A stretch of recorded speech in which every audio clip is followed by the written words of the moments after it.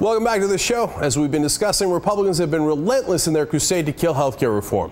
Wisconsin Senator Ron Johnson marked the law's one-year anniversary with an op-ed, arguing that his now adult daughter, who was born with a heart defect, wouldn't have survived if the new health care law had been in place. He wrote, quote, "I don't even want to think what might have happened if she had been born at a time and place where government defined the limits for most insurance policies and set precedents on what would be covered. Would the life-saving procedures that saved her have been deemed cost-effective by policymakers deciding where to spend increasingly scarce tax dollars?" Now, that's just a new way to say death panels, and it's sick and wildly disingenuous. The new health bill does not prevent you from getting private insurance at all. That is a deception. It is a lie. In fact, it probably makes the insurance companies richer. That's why I didn't like it. I thought it should have been a lot tougher on them. But there are current death panels, I should say. Now, that didn't exist when Ron Johnson's daughter was born.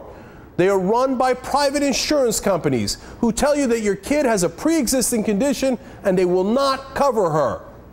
If that had been in place at that time, God knows what would have happened for an average person in Wisconsin. Now, the Johnsons are incredibly rich, so they probably don't have to worry about any of this. But for an average person, if they see your kid is born with that problem, they say, oh, too bad, pre-existing condition for the baby.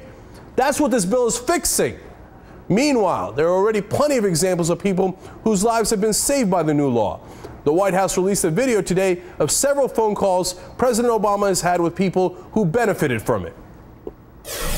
If it wasn't for you, I probably wouldn't be here right now. Well, that's from the bottom of my heart. It means so much. You had trouble buying health insurance. Without the pre-existing insurance plan, I would not be able to have continued my treatments beyond that radiation. Providing health insurance for my employees is so vital. The laws that have been passed are a good start for us personally. All right, and those people who were helped aren't isolated cases. The Department of Health and Human Services reports that since the health care law took effect, 3.8 million people who have hit the Medicare donut hole have received a $250 rebate check to help cover their drug costs. 1.2 million adult children have become eligible to stay on their parents' health care plan. 12,000 people who were previously denied coverage because of a pre-existing condition are already covered by a government-run plan. And that's just the tip of the iceberg. There are 129 million Americans with pre-existing conditions who will no longer have to worry about being denied coverage if the plan makes it all the way to 2014. Look, this is personal for so many people because it's their life on the line. So when people lie about it and pretend it's the insurance companies sticking up for you and the government who doesn't want you to get treated, well, people take it personally because that's the exact opposite of the truth.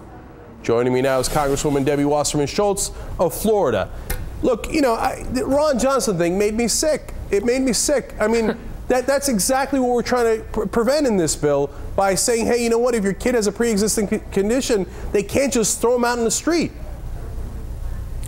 You know, Ron Johnson is just horrendously irresponsible for distorting the truth and, as you said, lying about what the Affordable Care Act does for children.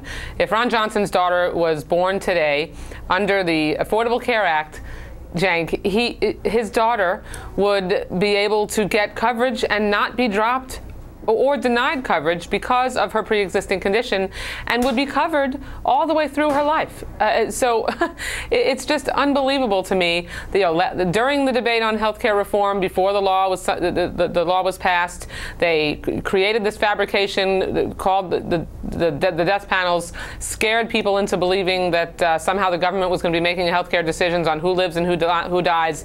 You know, we know that's not true, and they're trying to dredge stuff like that up again. The bottom line is, you know, the benefits that have kicked in on healthcare reform are already helping millions of people. I stood with some of those people today in my district. Lainey Schultz, who's a breast cancer survivor diagnosed at 25 years old, who's able to stay on her parents' insurance because of that law.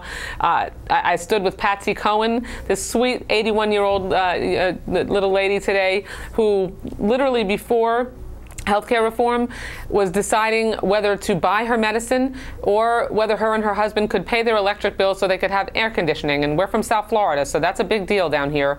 I also stood with another woman, Donna, who has two issues. She was able to put both her young adult sons back on her insurance after healthcare reform became law last year when they graduated from college, and they would have lost their insurance. And she also was able to make sure that her parents, who fell into the donut hole, got that $250 payment, and who now, this year alone, when they fall in that donut hole, will have a 50% cut in their brand name prescription drugs when they're in the donut hole. It's a big deal. But Congresswoman, look, I think the legislation didn't go far enough. You and I have discussed that in the past, I believe. Yes, look, right. The problem is there are death panels. They're called insurance companies. Now, I'm not saying exactly. No, if you didn't say it, I was going to. Right, and I'm not saying it's because they're evil people. The problem is the system. The system is set up so they have to make a profit. And if they have to make a profit, well, you know what? Treating you is really expensive. That's why they deny all these people. And I know people who had pre-existing conditions. They were denied coverage, and they died.